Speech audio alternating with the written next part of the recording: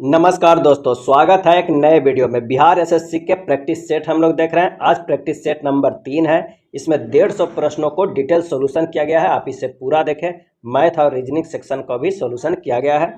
आइए देखते हैं पहला प्रश्न। सबसे पहले सामान्य अध्ययन का। सामान्य अध्ययन में कह रहा है कि ब्रह्मपुत्र नदी के संदर्भ में निम्नलिखित में कौन से कथन सही है। पहला कथन है कि इसे तिब्बत में त्संगपो और चीन में यारलुंग जांगपो कहा जाता है। दूसरा है चेमायुंडुंगु ग्लेशियर इसका स्रोत है। और तीसरा है फरक्का बैराज से यह बांग्लादेश में प्रवाहित होती है, जहां इसे पद्मा कहा जाता है। तो इसमें से कौन सा सही हो जाएगा? तो इसमें सही हो जाएगा पहला एवं दूसरा सही हो जाएगा।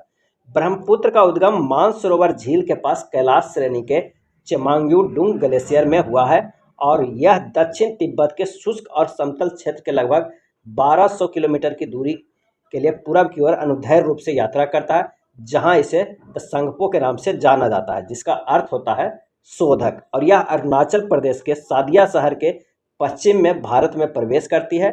दक्षिण पश्चिम की ओर बढ़ते हुए यह अपनी मुख्य बाएं किनारे की सहायक नदियों से जल प्राप्त करता है, दिबांग और सिंका और लोहित से। इसके बाद ब्रह्मपुत्र के रूप में जाना जाता है।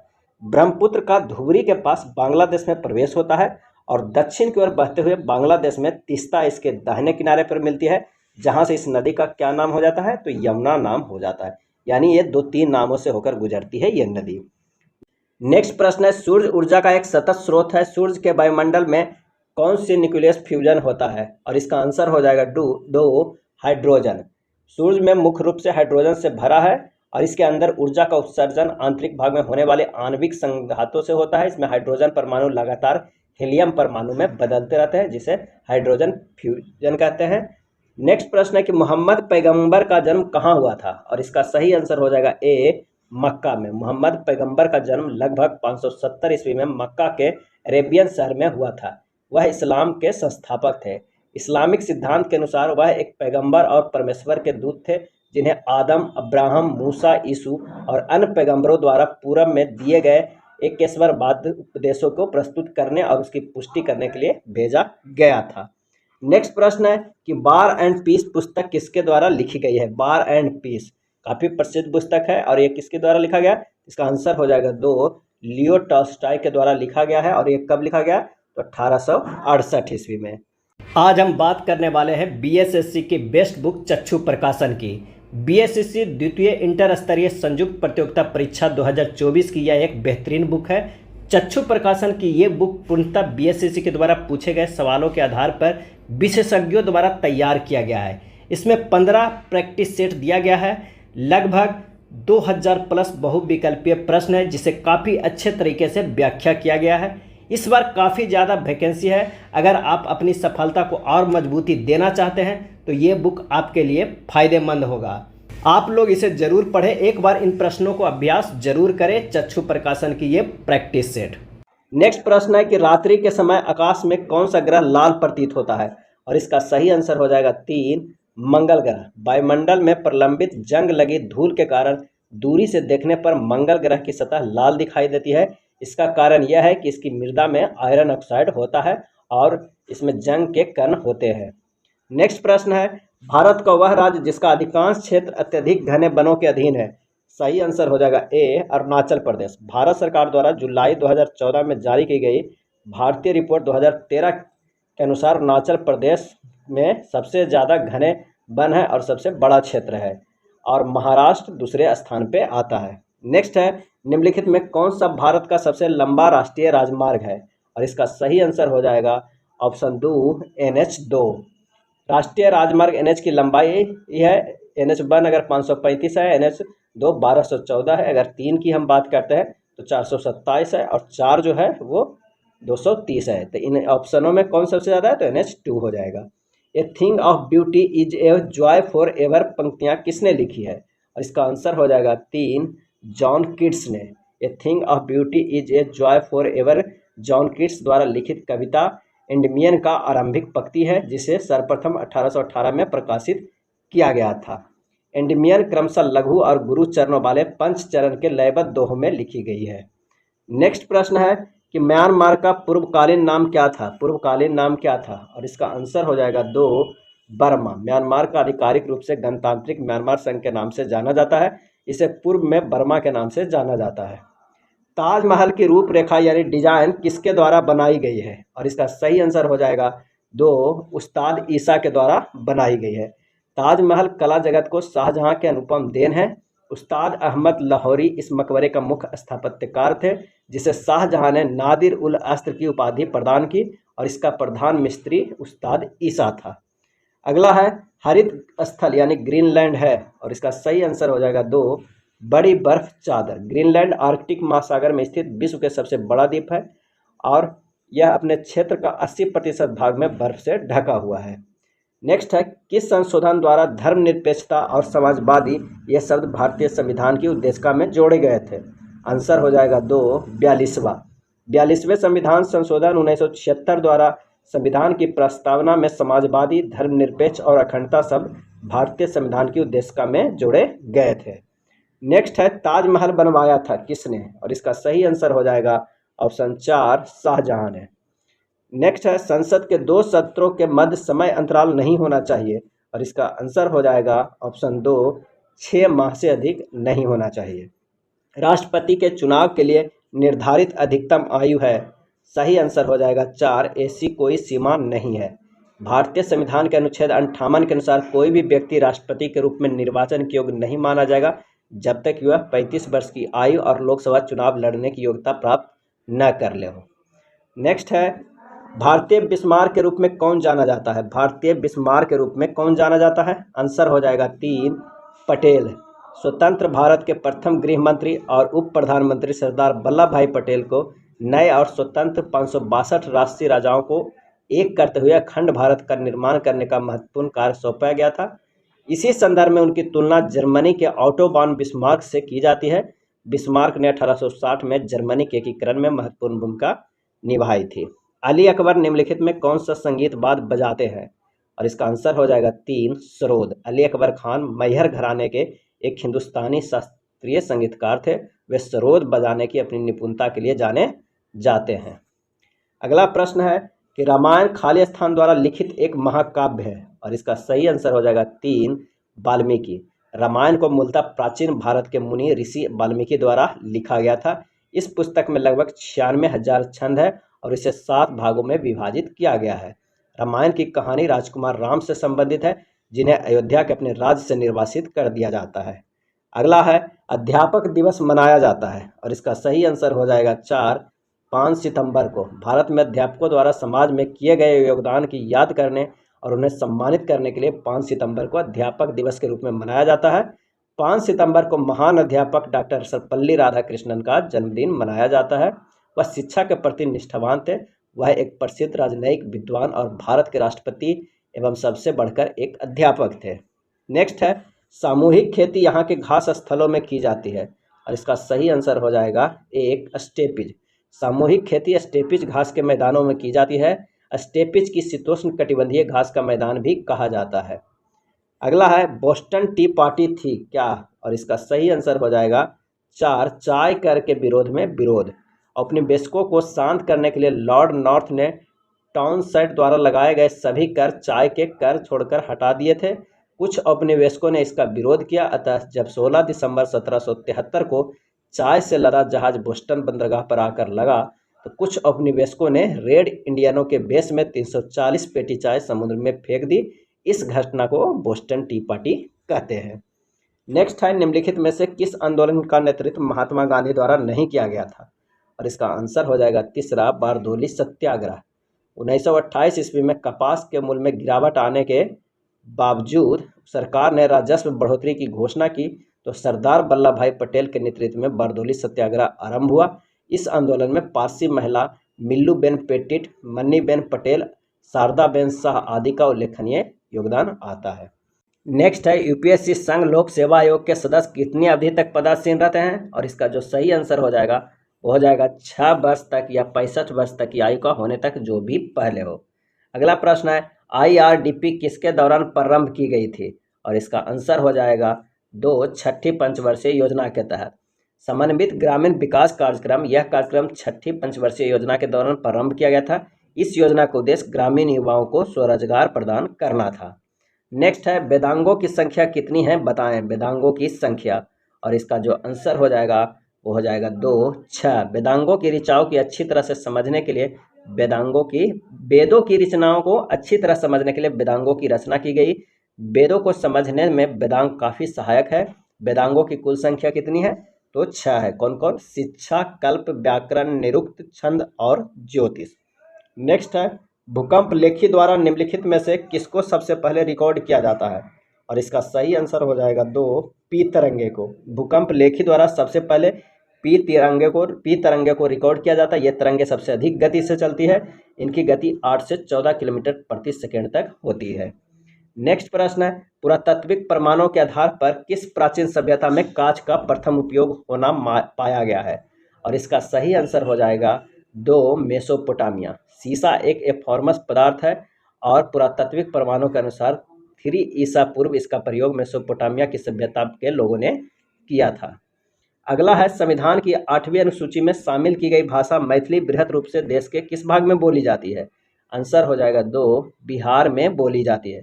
वर्ष 2013 में संविधान की 8वीं सूची में शामिल की गई थी भाषा मैथिली। नेक्स्ट है बलात्कार के अभियुक्त को भारतीय दंड संहिता के किस धारा के अंतर्गत अभियोजित किया जाता है? आंसर हो जाएगा 4 376। बलात्कार के अभियुक्त को भारतीय दंड संहिता की 376 धारा के अंतर्गत अभियोजित किया जाता है। नेक्स्ट प्रश्न है कि निम्नलिखित में कौन एक प्रकार का चेक नहीं है? और आंसर हो जाएगा 4 स्पीड चेक। चेक 14 प्रकार के होते हैं, जैसे order cheque, bearer cheque, blank cheque, counter cheque, stale cheque, crossing cheque, modulated cheque, post dated cheque, open cheque इत्यादि। वह चेक जो धारक को देय होता है, चाहे वह जो कोई भी हो, उसे बेरर चेक कहते हैं। नेक्स्ट है बिहार का राजकीय पक्षी है, और इसका आंसर हो जाएगा 1 गोरैया। बिहार का राजकीय पक्षी कौन है? तो गोरैया है। बांदीपुर राष्ट्रीय उद्यान कहाँ है? बांदीपुर राष्ट्रीय उद्यान कहाँ है? और इसका आंसर हो जाएगा 2 कर्नाटक में है। नेक्स्ट है नवगठित राज्य तेलंगाना का अस्तित्व किस राज्य के विभाजन से होने का है? तो इसका सही आंसर हो जाएगा ऑप्शन 2 आंध्र प्रदेश। नवगठित राज्य तेलंगाना का अस्तित्व आंध्र प्रदेश राज्य के विभाजन से होने को है। दोनों राज्यों की संयुक्त राजधानी हैदराबाद रखने का ये प्रस्ताव है। ये क्वेश्चन थोड़ा पहले का है, तो दोनों के प्रस्ताव हैदराबाद, यानी शुरुआत में हैदराबाद दोनों की राजधानी थी, और इसका विघटन कब हुआ है? 2014 में। नेक्स्ट है हड़प्पा स्थल खाली स्थान नदी के तट पर स्थित है, और इसका सही आंसर हो जाएगा 4 रावी नदी के। हड़प्पा सिंधु सभ्यता की विशाल राजधानी शहरों के अवशेषों को दिया गया नाम है। हड़प्पा पाकिस्तान के प्रसिद्ध स्थलों में से एक है, जो मध्यवर्ती पंजाब में रावी नदी के तट पर स्थित है। नेक्स्ट प्रश्न है कि किस भारतीय राज्य ने किसी भ्रष्ट अधिकारी की संपत्तियों का राज्य सात करने का कानून पारित किया है? और इसका सही आंसर हो जाएगा 2 बिहार। अगला है निम्न में से कौन सा स्थल राजगीर में स्थित नहीं है? आंसर हो जाएगा 2 मलिक ब्याह का मकबरा। विश्व शांति स्तूप है, मनियार मठ है और बेनुबन, ये तीनों है। मलिक ब्याह का मकबरा जो है वो नहीं है। नेक्स्ट प्रश्न देखते हैं कि किसी देश का विकास सामान्यतः निर्धारित किया जाता है, और इसका सही आंसर हो जाएगा 4 उपयुक्त में से सभी। उसकी प्रति व्यक्ति आय से बिल्कुल सही, उसके औसत साक्षरता दर स्तर से ये भी सही, उसके लोगों के स्वास्थ्य स्तर से ये भी सही। तो आंसर हो जाएगा 4। अम्फान चक्रवात के संदर्भ में दिए गए कथनों पर विचार कीजिए और बताइए कि क्या सही है। तो अम्फान ने भारत बांग्लादेश सीमा के आसपास के मैंग्रोव क्षेत्र को, सुंदरबन को प्रभावित किया है। दूसरा कथन है पश्चिम बंगाल के 3 जिले दक्षिण और उत्तर 24 परगना और पूर्व मिदनापुर बहुत बुरी तरह से प्रभावित हुए, और बताइए कि कौन सा सही है। तो इसमें आंसर हो जाएगा कि दोनों कथन सही है, 1 और 2 दोनों। नेक्स्ट है अर्ध रोजगारी की समस्या कृषि क्षेत्र में पाई जाती है। इसे सही ढंग से परिभाषित किया जा सकता है जब लोग क्या होगा, तो उसमें कम कार्य करते हैं जो वे करने में सक्षम है। अर्ध रोजगारी की समस्या कृषि क्षेत्र में पाई जाती है क्योंकि उसमें लोग उससे कम कार्य करते हैं जो वे करने में सक्षम है। अगला प्रश्न है कि मालगुडीज डे नामक प्रसिद्ध पुस्तक निम्नलिखित में से किस लेखक ने लिखी है? और इसका सही आंसर हो जाएगा 3 R.K. नारायण ने। Malgudi's day R.K. नारायण की श्रेष्ठ कृति है। उनकी कृति पर आधारित एक भारतीय टेलीविजन धारावाहिक का प्रसारण 1984 में दिल्ली दूरदर्शन पर किया गया था। यह दक्षिण भारत के एक काल्पनिक शहर मालगुडी की कहानियों की श्रृंखला पर आधारित है। अगला है उत्तरी गंगा के मैदान में निम्नलिखित में से कौन सी पहाड़ियां स्थित है? और इसका आंसर हो जाएगा A सोमेश्वर की पहाड़ियां। नेक्स्ट है निम्न में से किस देश ने मानव विकास के अर्थ में भारत से बेहतर कार्य निष्पादन किया है? और इसका आंसर हो जाएगा 2 श्रीलंका। लंका की ओर हनुमान की छलांग खाली स्थान के सुंदरकांड की शुरुआत है, और इसका सही आंसर हो जाएगा एक, रामायण के सुंदरकांड की शुरुआत है हनुमान की छलांग जो लंका की ओर था। नेक्स्ट है, राज्य के नीति निर्देशक सिद्धांतों को किस देश के संविधान से प्रेरणा लेकर व्युत्पन्न किया गया है, और इसका आंसर हो जाएगा 2, आयरिश। राज्य के नीति निर्देशक सिद्धांत का वर्णन संविधान के भाग 4 में अनुच्छेद 36 से 51 तक किया गया है। इसकी प्रेरणा आयरलैंड के संविधान से मिली है। नेक्स्ट है, भारतीय संविधान भारतीय राज्य को एक धर्मनिरपेक्ष राज्य परिभाषित करता है, इसका तात्पर्य क्या है, और इसका आंसर हो जाएगा एक, राज्य का कोई राजकीय धर्म नहीं है। नेक्स्ट है, बिहार राज्य के वह मुख्यमंत्री जो सबसे कम अवधि तक इस पद पर रहे, और इसका आंसर हो जाएगा ए, सतीश प्रसाद सिंह। बिहार के सबसे कम उम्र के मुख्यमंत्री सतीश प्रसाद सिंह थे। इनका कार्यकाल 28 जनवरी 1968 से 1 फरवरी 1968 तक था। बिहार में सबसे अधिक समय तक मुख्यमंत्री के पद पर रहने वाले श्री कृष्ण जी का कार्यकाल 1946 से 1961 तक था। नेक्स्ट है, बिहार के उदंतपुरी बिहार शरीफ महाविहार नष्ट कब हुआ, और इसका आंसर हो जाएगा 3, बख्तियार खिलजी के आक्रमणों से ये नष्ट हुआ था। नेक्स्ट है, ease of doing business index किसके द्वारा तैयार और प्रकाशित किया जाता है, इसका आंसर हो जाएगा 4, विश्व बैंक समूह के द्वारा ये किया जाता है। निम्नलिखित नदियों के युग्मों में से किसे सर्वप्रथम जोड़ा गया था, और इसका आंसर हो जाएगा 3, गोदावरी और कृष्णा के। आंध्र प्रदेश में पट्टी सीमा उत्पादन सिंचाई योजना की औपचारिक शुरुआत होने के साथ ही कृष्णा गोदावरी नदियां सितंबर 2015 में भारत में एक दूसरे से जुड़ी नदियों का पहला युग्म बन गया था। नेक्स्ट है, बिहार के सर्वाधिक राष्ट्रीय उच्च पथ NH लंबाई वाला जिला कौन सा है, और इसका सही आंसर हो जाएगा ए, पटना। अब आइए देखते हैं समान विज्ञान एवं गणित के प्रश्न। निम्नलिखित में से कौन सी गैस सबसे हल्की है, और इसका सही आंसर हो जाएगा 2, हाइड्रोजन। सबसे हल्की कौन है, तो वो गैस है हाइड्रोजन। जब कोलाइडी विलयन से प्रकाश का प्रबल किरण पुंज गुजारा जाए तो प्रकाश क्या हो जाएगा, और इसका आंसर हो जाएगा 1, छितरा जाएगा। जब कोलाइडी विलयन से प्रकाश प्रबल किरण पुंज गुजारा जाएगा तो वह प्रकाश विकिरणित हो जाता है। अधिक जैविक क्षति किससे होती है, और इसका सही आंसर हो जाएगा 2, गामा किरणें से। गामा किरणें की आवृत्ति एवं ऊर्जा अधिक होती है, यह आयनाइजिंग विकिरण है, अतः इससे जैविक क्षति होती है। नेक्स्ट प्रश्न है कि संबंधित माध्य युग्म के क्रांतिक कोण से अधिक आपतन कोण पर सघन से विरल माध्यम की ओर जाने वाली प्रकाश किरण क्या करती है, आंसर हो जाएगा 4, समग्र आंतरिक परावर्तन करते हैं। नेक्स्ट है, ऑटोमोबाइल में पीछे का ट्रैफिक देखने के लिए किस प्रकार का दर्पण प्रयुक्त किया जाता है, और इसका सही आंसर हो जाएगा 4, वाहनों के पीछे की ओर ट्रैफिक देखने के लिए उत्तल दर्पण का प्रयोग किया जाता है। उत्तल दर्पण हमेशा सीधे प्रतिबिंब बनाता है, इसमें प्रतिबिंब अत्यधिक छोटा बनता है और बहुत विस्तृत क्षेत्र दिखाई पड़ता है। नेक्स्ट है, निम्नलिखित में किस विकिरण में सबसे कम तरंगदैर्घ्य होता है, और इसका आंसर हो जाएगा 3, गामा किरणें में। एक्स किरणें में 10 नैनो से कम, गामा में 0.005 से 0.1 नैनो तक, और अल्फा किरणें में 125 नैनोमीटर होता है तरंगदैर्घ्य। दृष्टि के स्थायित्व का सिद्धांत किसके पीछे का सिद्धांत है, और आंसर हो जाएगा 2, सिनेमा। रेटिना पर पड़ने वाले प्रकाश की संवेदना प्रकाश स्रोत या प्रतिरूप के हटने के कुछ क्षण बाद तक रहती है, इसे दृष्टि का स्थायित्व कहते हैं।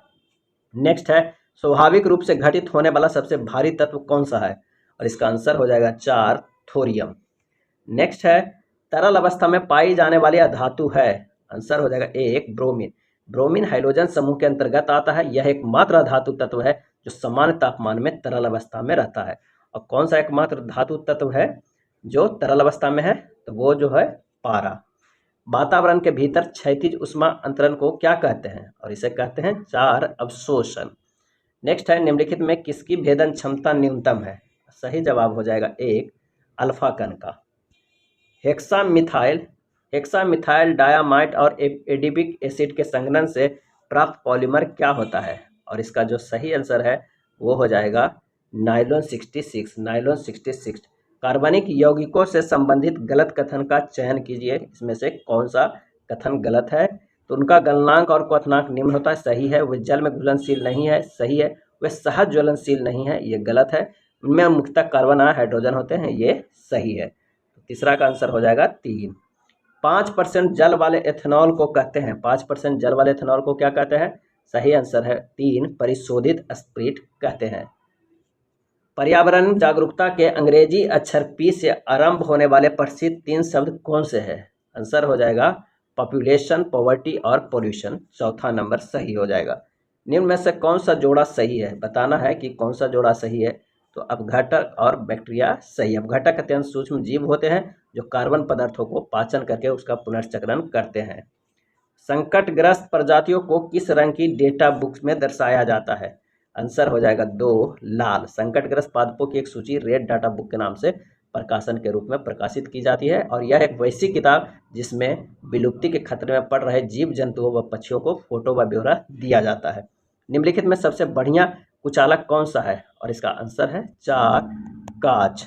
निम्नलिखित में से क्या क्लोरोफिल अणु में पाया जाता है? तो इसका आंसर होगा 2 Mg। क्लोरोफिल अणु में पाया जाता है Mg। जैव विविधता का अंतर्राष्ट्रीय वर्ष क्या था? सही जवाब हो जाएगा 4 2010। अल्फा केरोटीन एक प्रोटीन है जो पाया जाता है ऊन में। किसमें? ऊन में। अल्फा केरोटीन एक रेशा एक प्रोटीन है जिसमें अल्फा हेलिसेस की मात्रा अधिक होती है। यह बालुलों, नाखूनों, खुरों और सींगों में समाहित प्रोटीनों में से एक है। यह साइटोस्केलेटन में पाए जाने वाला अंतःकोशिकीय केरोटीनों के विशाल वर्ग का एक सदस्य भी है। नेक्स्ट है, क्षुद्र ग्रह सूर्य के चारों ओर किन ग्रहों के बीच चक्कर लगाते हैं? और इसका सही जवाब जो हो जाएगा वो हो जाएगा 2 मंगल और बृहस्पति। सूर्य का पृष्ठीय तापमान आंका गया है। सही आंसर होगा 1 6000 डिग्री सेल्सियस। दूरदर्शन चैनल की विशिष्टता है। आंसर होगा ए प्रेषित संकेत की आवृत्ति। प्रेषित संकेत की आवृत्ति। एक टीवी चैनल मुख्यतः भौतिक या आभासी चैनल होता है जिसमें टेलीविजन स्टेशन या टेलीविजन नेटवर्क का वितरण होता है। टेलीविजन सिग्नल प्रेषित करने के लिए चैनल संख्या वास्तविक आवृत्तियों को प्रतिनिधित्व करते हैं। निम्न में से कौन सा डिस्क प्रचालन तंत्र DOS कमांड है? और इसका आंसर हो जाएगा 4 फॉर्मेट। अगला सेक्शन मैथ से है। एक स्टॉक क्लियरेंस सेल में एक जूता कंपनी ने 20% छूट की घोषणा की। यदि छूट प्राप्त कीमत 800 रुपया है तो मूल कीमत क्या होगी? तो जूते की मूल कीमत कितना होगा? माना कि 100 रुपया, तो x का 80% कितना हो रहा है? x का 80% हो रहा है 800, जैसा कि प्रश्न में दिया हुआ। यानी x गुना 80 बटा 100 बराबर 800। तो x बराबर हो जाएगा 800 गुना 100 बटा 80 बराबर 1000 रुपया। इसका सही आंसर हो जाएगा, मूल कीमत कितना हो जाएगा? 1000 रुपया। अगला प्रश्न है कि रेखा ने एक स्कूटर 20,000 में खरीदा और 22,000 में बेच दिया, तो लाभ प्रतिशत कितना हुआ? तो सबसे पहले लाभ कितना हुआ? तो 22,000 माइनस 20,000 यानी 2,000 रुपया। लाभ हुआ 2,000। तो लाभ प्रतिशत बराबर क्या हो जाएगा? लाभ प्रतिशत बराबर 2,000 गुना 100 और खरीदा कितना था? क्योंकि नीचे क्रय मूल्य होता है तो 20,000 रुपया में। इसका जो सही आंसर आ जाएगा वो हो जाएगा 10%। आंसर हो जाएगा 10% लाभ हुआ। अगला प्रश्न है कि 84 किलोमीटर यात्रा करने के बाद रघुवीर ने यह पाया कि यदि वह 5 किलोमीटर प्रति घंटा से अधिक गति से यात्रा करता तो उसे 5 घंटे कम लगते। उसने वास्तव में किस गति से यात्रा की? तो रघुवीर की प्रारंभिक गति कितना है? x kilometre per hour. तो 84 बटा x, अब माइनस कर रहा है कि 84 बटा x प्लस 5 से हम करते हैं तो कितना लगता है? 5 घंटे कम लगता है। पहले अगर इतना में घंटे लगे उसमें से अगर 5 किलोमीटर पर घंटा बढ़ाते हैं और उसे घटा देंगे तो ये 5 घंटा कम लगता है। बस इसे सोल्व कर देना है। 84 गुना x प्लस 5 माइनस x बटा x इंटू एक्स प्लस 5 बराबर 5 हो जाएगा। तो x इंटू एक्स प्लस 5 बराबर 84। तो x बराबर हो जाएगा 7 किलोमीटर पर आवर। तो इसका सही आंसर हो जाएगा 3 नंबर। अगला प्रश्न है कि एक रेफ्रिजरेटर का लागत मूल्य RS 28,000 है, तो दुकानदार उस पर 20% छूट देता है और 10% की हानि उठाता है। रेफ्रिजरेटर का अंकित मूल्य क्या है? रेफ्रिजरेटर का अंकित मूल्य क्या है? तो आइए इसे सोल्व करते हैं। रेफ्रिजरेटर का अंकित मूल्य अगर 100 रुपया है तो x का 80% अगर करते हैं, लागत मूल्य कितना था? 2800, तो उसको कितना घाटा लग रहा है? 10% का। कितना में? 2800 में। ये 90 बटा 100 यानी इतने में ये बेचा है। 20% इसमें छूट दिया है और इसमें 10% की घाटा लगा है। तो ये इक्वेशन बना। तो x बराबर यहाँ से हम सोल्व करेंगे तो 28,000 गुना 90 बटा 80 बराबर निकल के आ जाएगा 31,500 रुपया। तो इसका जो सही आंसर हो जाएगा वो हो जाएगा 4 नंबर। नेक्स्ट है 3 अंकों की वह संख्या बताए जिसे 2, 5, 9 एवं 11 से विभाजित करने पर प्रत्येक स्थिति में शेषफल जो होगा वो क्या होगा? 1 होगा। तो आइए क्या करना होगा कि 2, 5, 9 एवं 11 का जो एलसीएम ले लेना होगा। क्या ले लेना होगा? एलसीएम। तो 2, 5, 9, 11 का एलसीएम जो होगा वो होगा 990। और कह रहा है कि प्रत्येक स्थिति में शेषफल 1 बचेगा। तो जो एलसीएम आ रहा है उसमें से 1 जोड़ देंगे, वही हमारा क्या हो जाएगा? संख्या हो जाएगा, आंसर हो जाएगा ए 991, यानी पहला सही आंसर हो जाएगा। अगला प्रश्न है कि संख्याओं 12, 16 एवं 18 का चौथ समानुपाती क्या होगा?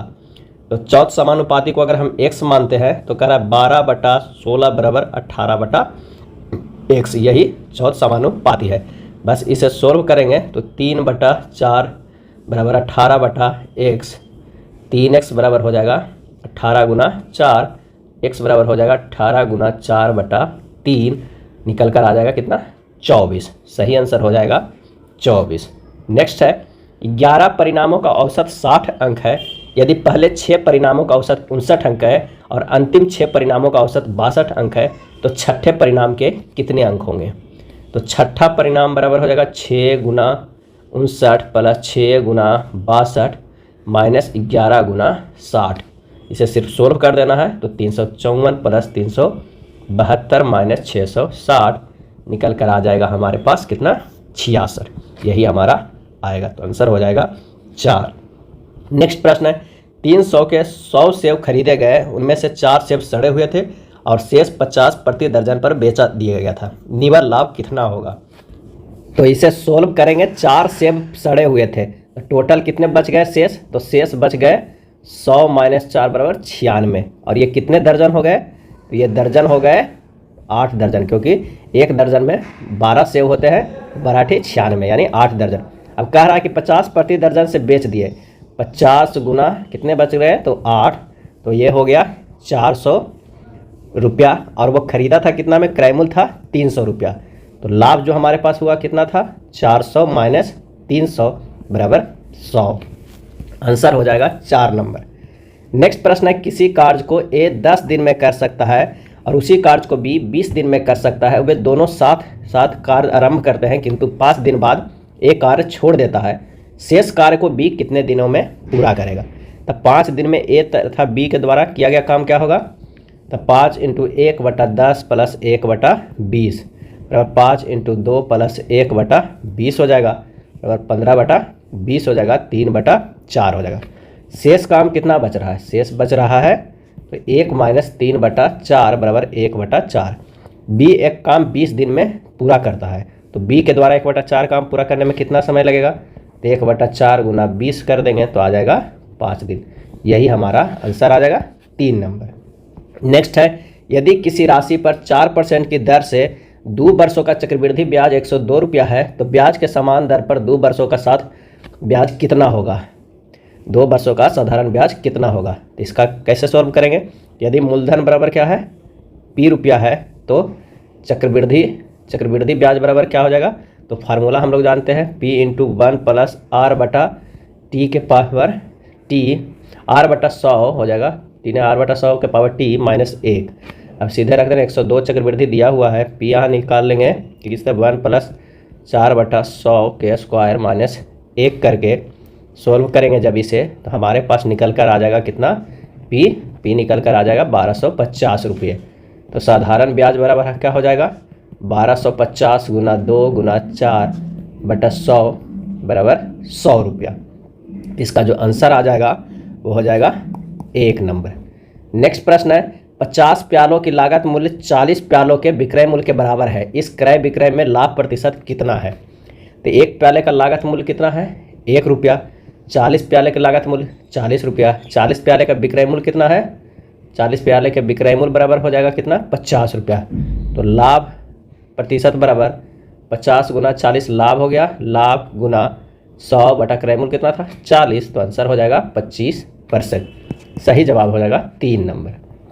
नेक्स्ट है एक दुकानदार किसी वस्तु के 10 नग 8 रुपया में खरीदता है और 8 नगों को 10 रुपया में बेचता है। दुकानदार की लाभ प्रतिशत कितना है? तब माना कि दुकानदार 40 नग 8 एवं 10 के एलसीएम निकाल लेते हैं। 8 नग अब 10 नग के बारे में यहाँ वर्णन है, तो कितना हो जाएगा? माना कि दुकानदार 40 नग खरीदता है, 40 नग के क्रय मूल्य कितना हो जाएगा? 8/10 गुना 40। इसलिए हम LCM निकाले हैं 40 के यहाँ 8 10, ताकि सोल्व करने में आसान हो जाएगा 32 रुपया। 40 नग का विक्रय मूल्य कितना है? 10/8 गुना 40 बराबर 50 रुपया। तो लाभ कितना हो गया? लाभ हो गया 18 रुपया, क्योंकि 50 माइनस 32 18 रुपया। तो लाभ प्रतिशत बराबर हो जाएगा 18 गुना 100, कितना में खरीदा था? 32। आंसर हो जाएगा 56.25%। सही आंसर हो जाएगा 4 नंबर। नेक्स्ट प्रश्न है, पूरे विश्व में भूमि और जल का अनुपात 1:2 है। यदि उत्तरी गोलार्ध में यह 2:3 है तो दक्षिणी गोलार्ध में भूमि और जल का अनुपात क्या है? तब माना कि संपूर्ण पृथ्वी का क्षेत्रफल कितना है? A वर्ग किलोमीटर है। अब कह रहा है कि थल इसमें से कितना है? तो A/3 है। और पानी कितना है? तो यह है 2A/3 है, जैसा कि यह रेशियो दिया हुआ है। ये काफ़ी इंपॉर्टेंट है। थल निकाल लिए A/3 या पानी 2A/3 है। अब आइए उत्तरी गोलार्ध की अगर हम चर्चा करते हैं, उत्तरी गोलार्ध, तो इसमें तो हाफ ही पूरा पृथ्वी होगा, क्योंकि हाफ दक्षिणी गोलार्ध में है। अब उत्तरी गोलार्ध में पृथ्वी कितना हो गया? A/2 हो गया। सोल्व करते हैं, यहाँ पर उत्तरी गोलार्ध में भूमि कितना होगा? तो A/2 तो पहले था, उसमें 2:3 के रेशियो है, तो 2 कितना हो जाएगा? 5, 3 + 2 5 हो जाएगा। जब इसे सोल्व करेंगे तो A/5 वर्ग किलोमीटर जो क्या आ जाएगा? वो भूमि आ जाएगा। इसमें पानी कितना रहेगा भाई? A/2 पृथ्वी है, उसमें पानी 3 है, 3 प्लस ये 2 के अनुपात वाला है, तो ये 5 हो जाएगा। तो पानी निकल के आ गया 3/10 वर्ग किलोमीटर। अब कहता है दक्षिणी गोलार्ध में भूमि और पानी के रेशियो हम मान लेते हैं। भूमि क्योंकि दिया नहीं है, निगम भूमि और पानी का रेशियो क्या हो जाएगा? X/1 हम मान लेते हैं। अब क्या है कि दक्षिणी गोलार्ध में भूमि कितना होगा? भूमि तो पहले तो A/2 ये इसके पास भूमि है, क्योंकि A/2 उत्तरी गोलार्ध में है, और उसमें भी भूमि कितना है? X है। और टोटल रेशियो जो था X+1, क्योंकि ये रेशियो है X और 1 है, तो X+1 नीचे हो जाएगा। जब इसे हम इतना निकालें, ये भूमि, ये दक्षिणी गोलार्ध की भूमि और ये उत्तरी गोलार्ध की भूमि, और दोनों के बराबर हम कर देते हैं। 1/5 जो है वो उत्तरी गोलार्ध की भूमि, और जो ये है हमारे पास निकल कर आया है AX/2 इंटू X+1 जो है वो दक्षिणी गोलार्ध की भूमि। ये बराबर कितना है? तो A/3 के बराबर है, क्योंकि पूरे भूमि कितना है? A/3। जब आप इसे सोल्व कीजिएगा तो निकल कर हमारे पास जो X आएगा वो 4/11 आएगा, यानी हमारे पास जो अभिष्ट अनुपात आएगा वो 4:11 आएगा। तो इसका आंसर हो जाएगा 4थे नंबर का। नेक्स्ट है, एक राशि साधारण ब्याज की किसी दर पर 4 वर्षों के लिए रखी गई है। यदि उसे 3% अधिक दर पर रखा जाता तो इस पर 1440 अधिक मिलते। राशि कितनी है? आइए सोल्व करते हैं। P × R2 - R1 × T/100 बराबर जो साधारण ब्याज हमें मिला है, ये डायरेक्ट फार्मूला है और काफ़ी इंपॉर्टेंट है, आप इसे ध्यान रखिएगा। तो P × 3 × 4/100 बराबर 1440। तो P यहाँ से हमारे पास निकल के आ जाएगा 12,000 रुपये। सही आंसर आ जाएगा 2। नेक्स्ट है, एक फैक्ट्री के कामगारों का औसत वेतन 6,000 है, वहाँ 12 अधिकारियों का औसत वेतन 14,000 है, जबकि शेष व्यक्तियों का औसत वेतन 56,000 है। इस फैक्ट्री में कुल कामगारों की संख्या कितनी है?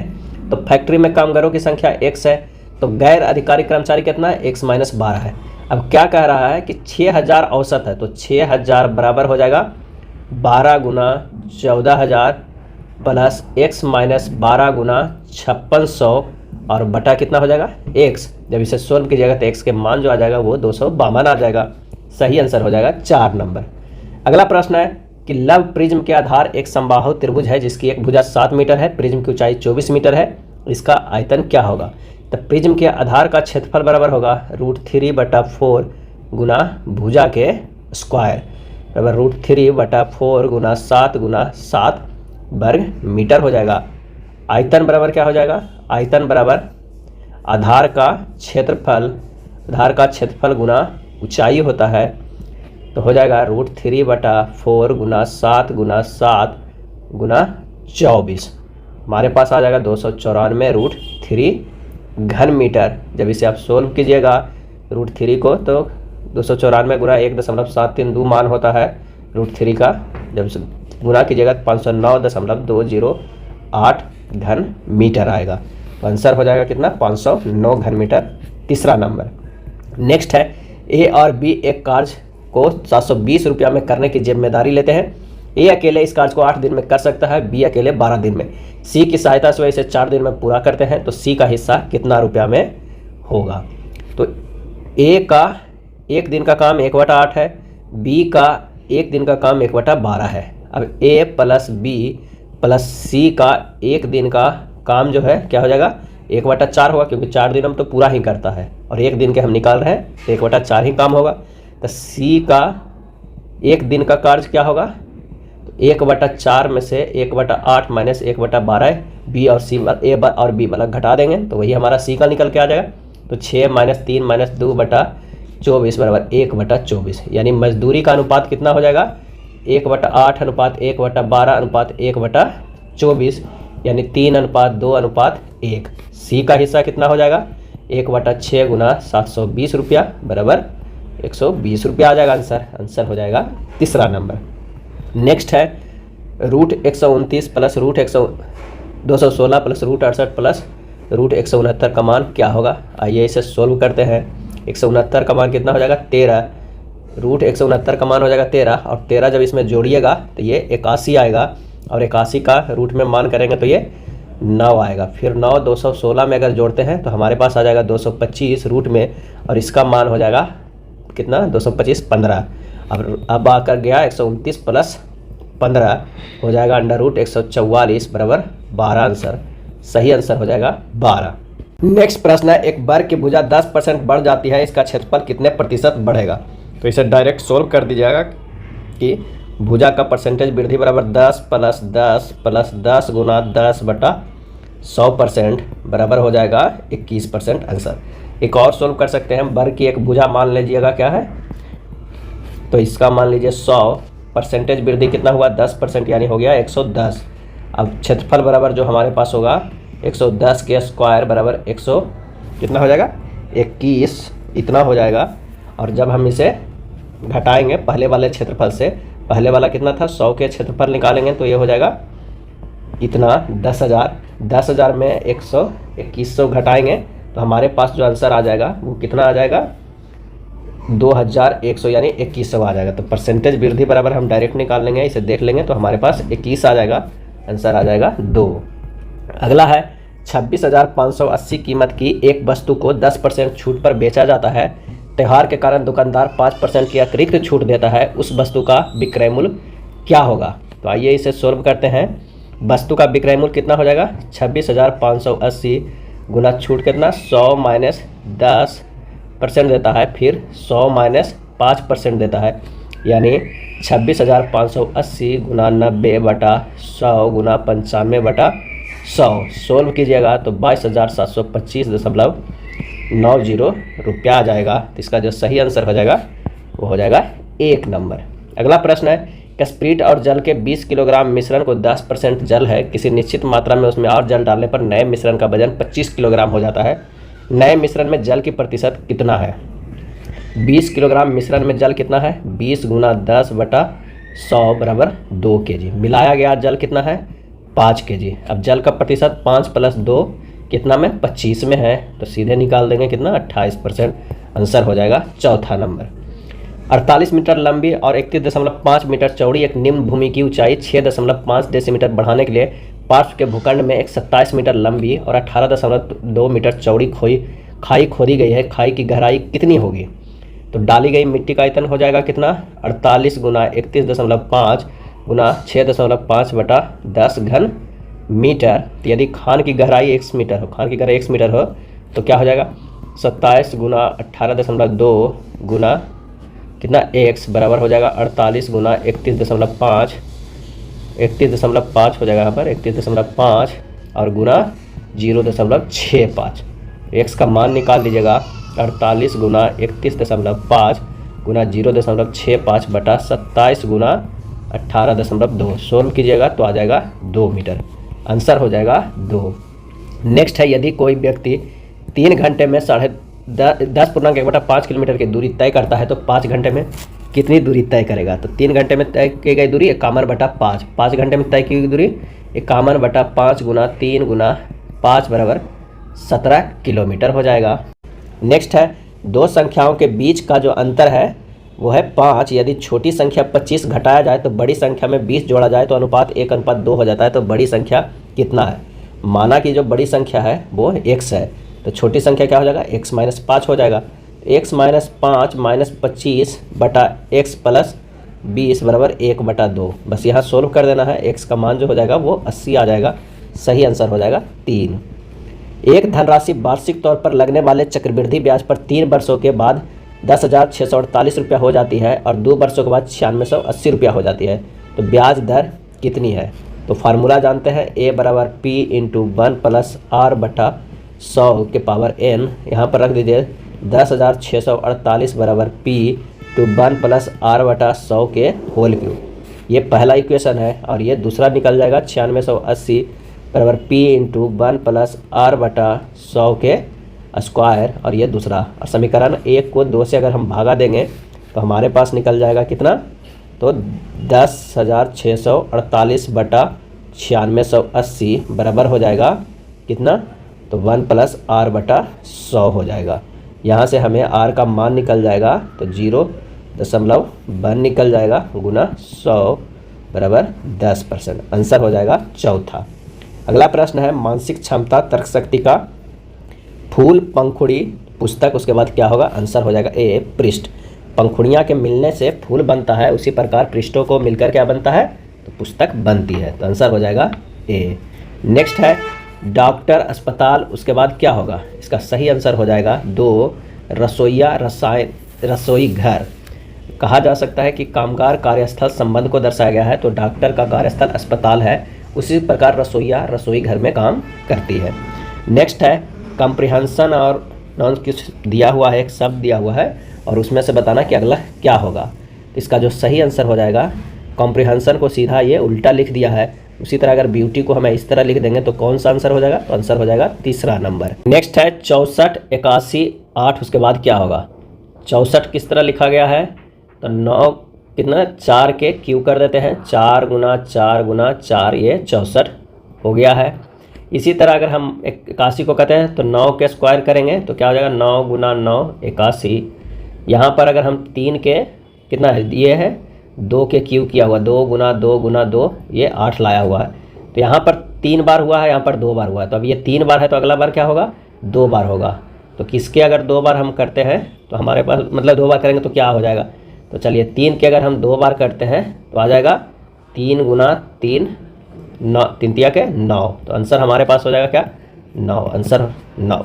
नेक्स्ट 175, 13, 108 को किस तरह के ये सीरीज में है? 175 13 कैसे है? अगर 1 प्लस 7 प्लस 5 कर देते हैं तो हो जाएगा 13।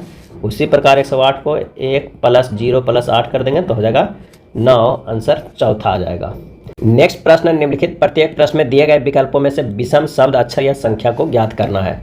आइए देखते हैं किसमें से विषम कौन है। तो विश्वविद्यालय वाइस चांसलर होगा, महाविद्यालय प्रिंसिपल, उद्योग चेयरमैन मैनेजिंग डायरेक्टर, समाचार पत्र रिपोर्ट। इसका आंसर हो जाएगा 4 सही। कुलपति विश्वविद्यालय के कार्यकलाप को देखता है, प्रिंसिपल भी कॉलेज या महाविद्यालय का देखता है, चेयरमैन मैनेजिंग डायरेक्टर भी उद्योग को देखता है, लेकिन संपादक समाचार पत्र का प्रबंधन करता है। तो यहाँ पर समाचार पत्र रिपोर्टर है, तो आंसर हो जाएगा 4। नेक्स्ट देखते हैं कि इसमें से कौन सा सबसे अलग है। तो देखते हैं ए से ए गया है 0 और ए से बी गया है +1 और बी से ई गया है +3 है। यहाँ भी अगर हम देखते हैं तो ई गया है 0 और यहाँ +1 और यहाँ +3, ये भी 0 +1 +3 है। अगर इससे देखा जाए तो ये भी 0 है, यहाँ से +1 और यहाँ से +1 ही है। इसमें 0 1 और 3 है प्लस में, और यहाँ पर 0 +1 और +1 है, यानी सबसे अलग जो कौन है ये है। अगला प्रश्न है 12, 39, 16, 52, 19, 61, 24, 76 में सबसे अलग कौन है? तो आंसर हो जाएगा 3। 19, 61 जो है वो दोनों संख्याएं अभाज्य संख्या है, तो आंसर हो जाएगा 3। नेक्स्ट है बेमेल का चयन कीजिए जो समूह का नहीं है। रिक्शा, टैक्सी, टांगा, ठेला। तो इसका आंसर हो जाएगा 2 टैक्सी। टैक्सी एक मशीन युक्त परिवहन का साधन है, बाकी नहीं। पीतल, गन मेटल, कांस्य, जर्मेनियम। और इसका आंसर हो जाएगा ऑप्शन 4 जर्मेनियम। जर्मेनियम को छोड़कर अन्य सभी मिश्र धातु है, जर्मेनियम एक धातु है। यदि बीते कल से पहले का दिन शनिवार था तो आने वाले कल के बाद वाला दिन कौन सा होगा?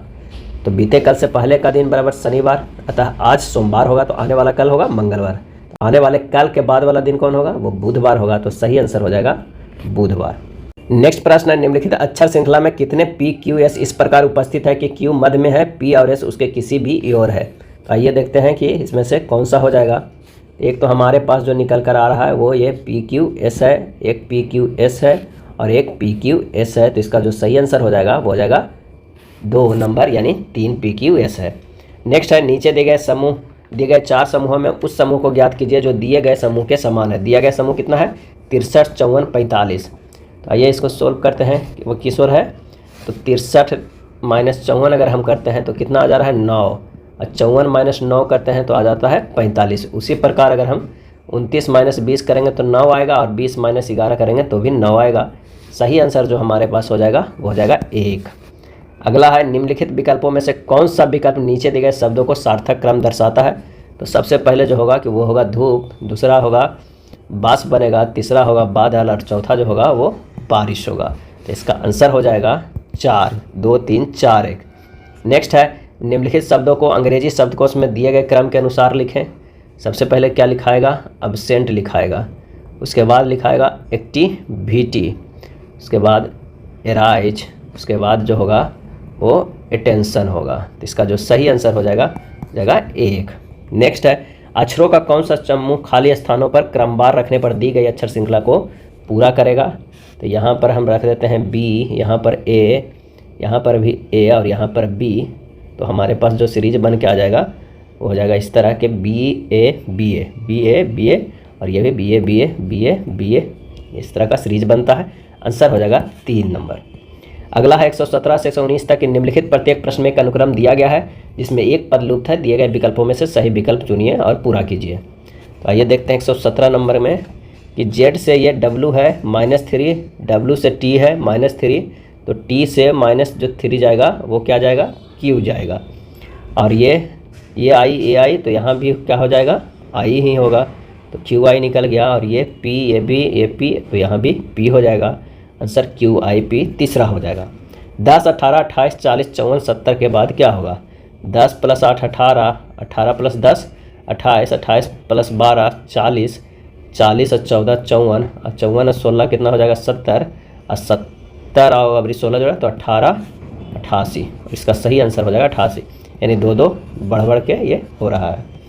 नेक्स्ट है, लक्ष्मण मेरे घर से 15 किलोमीटर पश्चिम में गया। लक्ष्मण मेरे घर से 15 किलोमीटर पश्चिम गया। अगर ये यहाँ पर घर है तो 15 किलोमीटर पश्चिम गया, फिर बाएं मुड़कर 20 किलोमीटर चला, बाएं मुड़ के 20 किलोमीटर चला, वह पूरब दिशा में मुड़कर 25 किलोमीटर चला, ये 25 किलोमीटर चला, और आखिरी में बाएं मुड़कर 20 किलोमीटर चला, ये आखिरी में 20 किलोमीटर चला। तो वह घर से कितनी दूरी पर था, तो ये हो जाएगा 25 ही 15 था, तो 10 किलोमीटर। आंसर हो जाएगा 2 नंबर।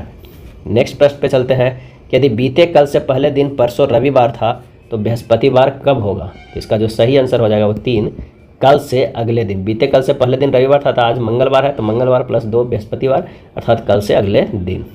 नेक्स्ट है, मोहन आयु में प्रवीर से बड़ा है, सुरेश प्रवीर से छोटा है, मिहिर सुरेश से बड़ा है किंतु प्रवीर से छोटा है, चारों में सबसे छोटा कौन है।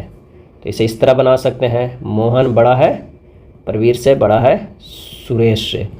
उसी तरह अगर हम प्रवीर की बात करें तो ये बड़ा है मिहिर से, ये बड़ा है सुरेश से। तो स्पष्ट है कि सुरेश जो है वो सबसे छोटा है। आंसर हो जाएगा 4 नंबर। एक मनुष्य अपने पुत्र से आयु में 24 वर्ष बड़ा है, 2 वर्ष में उसकी आयु अपने पुत्र की आयु की दुगनी होगी, उसके पुत्र की वर्तमान आयु क्या है। तो माना कि पुत्र की वर्तमान आयु x है, मनुष्य की वर्तमान आयु कितना होगा, x + 24। तो प्रश्न से करा 2 × x + 2 बराबर x + 24 + 2, यानी 2x + 4 बराबर x + 26। तो 2x - x बराबर 26 - 4, तो x बराबर हो जाएगा 22। तो पुत्र की वर्तमान आयु कितनी हो जाएगी, 22 वर्ष। अगले प्रश्न पे चलते हैं कि यदि एक पंक्ति में आगे से 7वां व्यक्ति पीछे से 10वां व्यक्ति है तो पंक्ति में कुल कितने, आगे से 7वां है और पीछे से 10वां है, यानी इधर 9 है और इधर 6 है। तो हो जाएगा 9 + 6 + 1 खुद, यानी टोटल 16। आंसर हो जाएगा 2।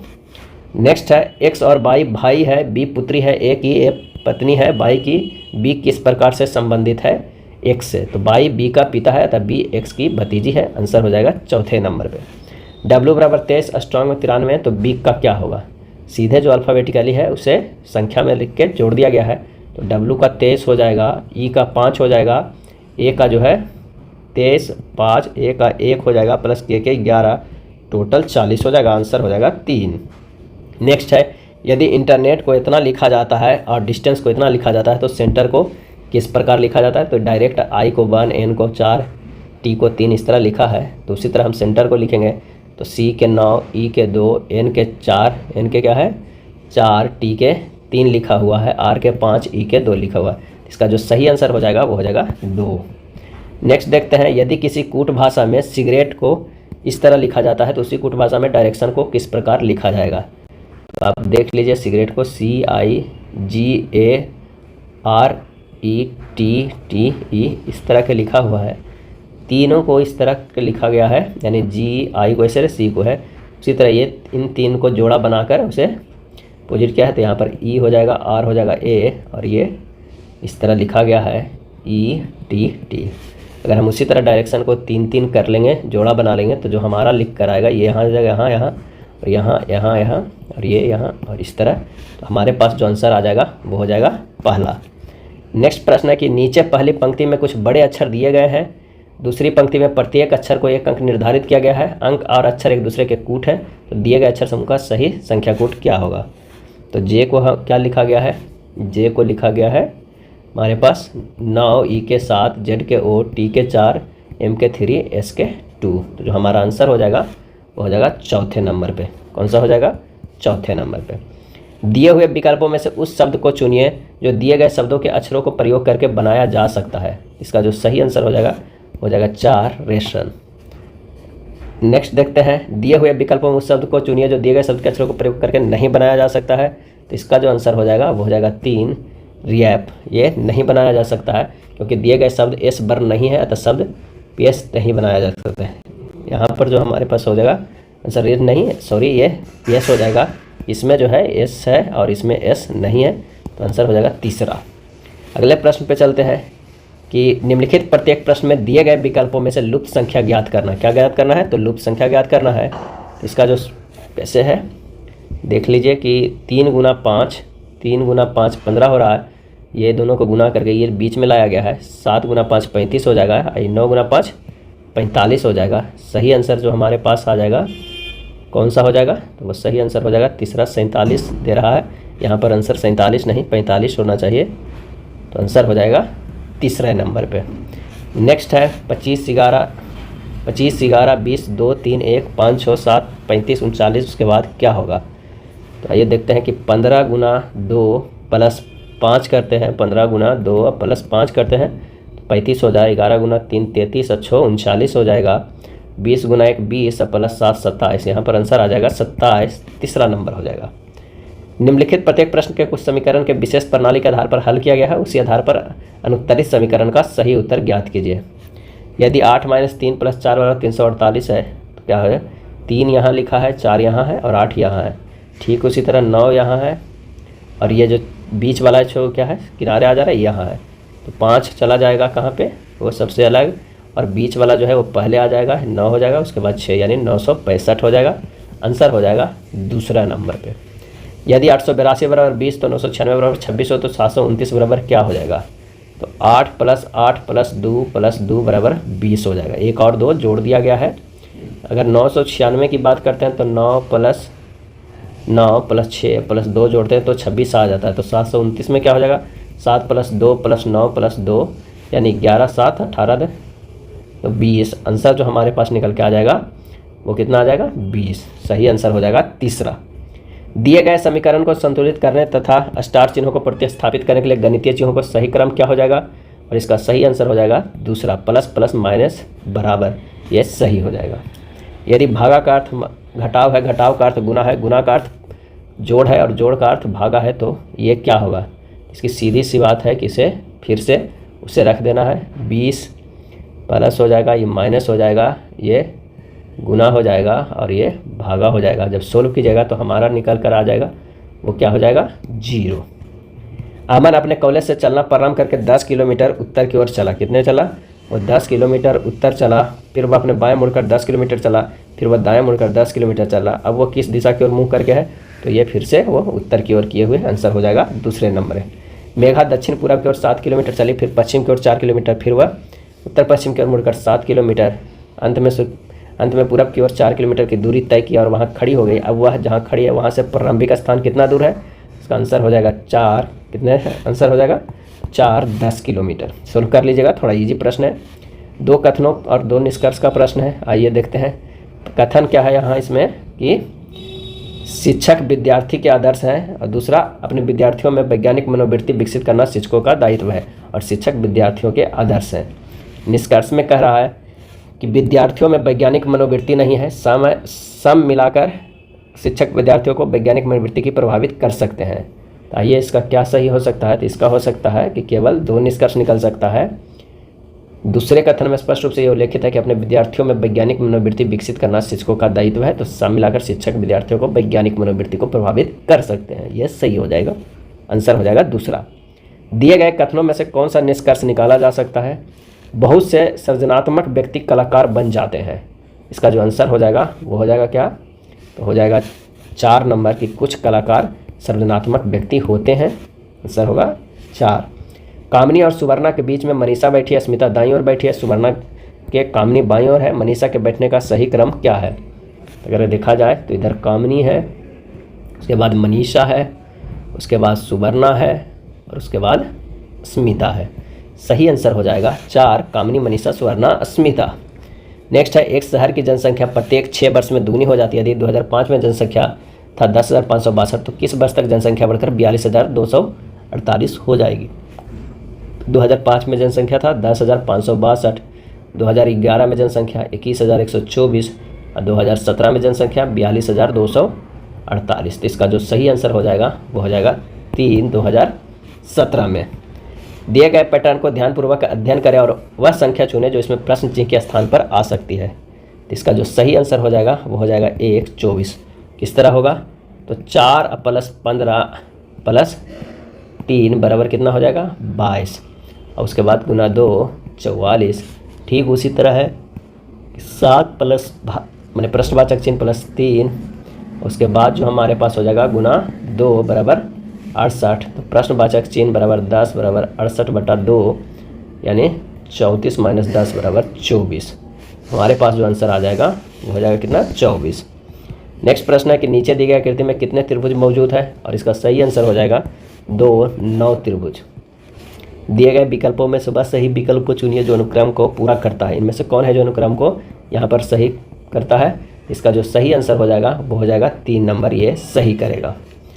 अगला है दिए गए विकल्पों में से लुप्त संख्या ज्ञात कीजिए। इसमें से बताना है कि लुप्त संख्या कौन कौन है। तो 6 + 2 8 लिखा हुआ है, 8 + 3 11, 11 + 4 15, 15 + 5 क्या हो जाएगा? 20। तो 20 + 6 क्या हो जाएगा? 26। सही आंसर हो जाएगा 2 नंबर। एक ही पासे की 2 अलग अलग स्थितियां को नीचे दर्शाया गया है। 6 फलकों पर 1 से 6 तक की संख्या अंकित है। 2 संख्या वाले फलक के सामने वाले क्या हो जाएगा? तो इनमें से देखना है कि कौन सा पहले कॉमन है। तो 4 कॉमन है, तो लिख देते हैं 4 3 6। यहाँ भी 4 कॉमन है, 4 5 1 होगा। 3 का अपोजिट 5, 6 का अपोजिट 1, अब 4 का अपोजिट जो हो जाएगा वो हो जाएगा 2। अब प्रश्न में पूछ रहा है कि 2 संख्या वाले फलक के सामने की संख्या, तो आंसर हो जाएगा हमारे पास 4। सही आंसर हो जाएगा पहला। कितना हो जाएगा? पहला। नेक्स्ट प्रश्न पे चलते हैं कि लड़कियों की एक पंक्ति में महुआ एक सिरे से 7वें स्थान पर है और दूसरे सिरे पे 11वें स्थान पर है। तो उस पंक्ति में लड़कियों की कुल संख्या कितनी है? तो इसका आंसर हो जाएगा वो हो जाएगा 4 नंबर 17। फिर 7 + 11 - 1 कर देंगे तो हो जाएगा 17। नेक्स्ट प्रश्न है कि एक दिए गए पैटर्न को अध्ययन करना है और खाली स्थान पर क्या होगा ये देखना है। तो आइए देखते हैं ये कैसे है। 18 माइनस जो है वो 14 करेंगे तो 4 आएगा। 4 × 2 + 2 के स्क्वायर करेंगे तो 8 + 4 बराबर हो जाएगा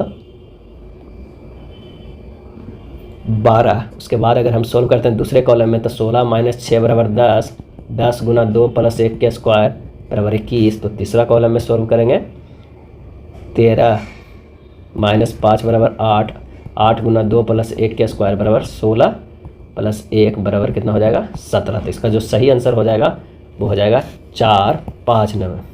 नेक्स्ट प्रश्न पे चलते हैं कि कौन सी उत्तराकृति प्रश्नाकृति के प्रतिरूप को पूरा करता है। तो इसका जो सही आंसर हो जाएगा वो हो जाएगा 3 नंबर, ये पूरा करता है। ये था मॉडल प्रैक्टिस सेट नंबर 3। अगर वीडियो अच्छा लगा तो लाइक एंड शेयर कर दीजिएगा। धन्यवाद।